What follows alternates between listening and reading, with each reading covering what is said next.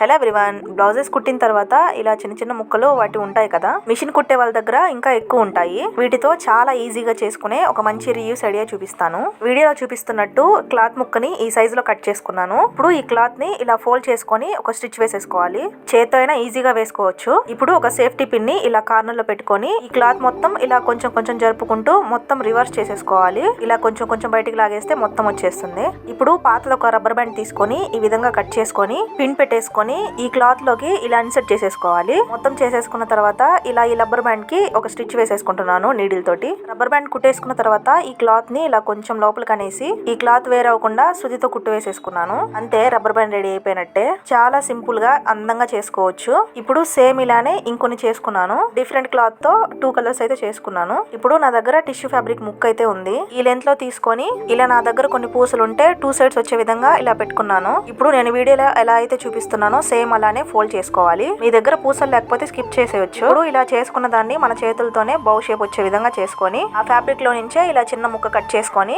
ఇది ఊడిపోకుండా గట్టిగా చుట్టు వేసుకోవాలి. ఇలా చుట్టేసుకున్న తర్వాత అది ఊడిపోకుండా గమ్ అప్లై చేసి అంటించేసుకుంటున్నాను. మిడిల్ లో నా దగ్గర ఉంటే చిన్న పూస అంటించేసుకున్నాను. ఇంట్లో ఉన్న పాత హెయిర్ క్లిప్ ఒకటి తీసుకొని గమ్ అప్లై చేసుకొని చేసి పెట్టుకున్న దాన్ని ఇలా అంటించేసుకోవడమే. కొంచెం సేపు డ్రై అవనిస్తే రెడీ అయిపోయినట్టే.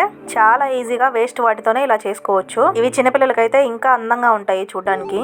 పెద్దవాళ్ళైనా యూస్ చేసుకోవచ్చు. ఇలా సింపుల్ గా ఇంట్లో ఉన్న వాటితోనే అందంగా తయారు చేసుకున్నాను. హెయిర్ బ్యాండ్స్ బాగున్నాయా, క్లిప్స్ బాగున్నాయా కామెంట్ చేయండి. వీడియో నచ్చితే లైక్ చేసి ఛానల్ ని సబ్స్క్రైబ్ చేసుకోండి.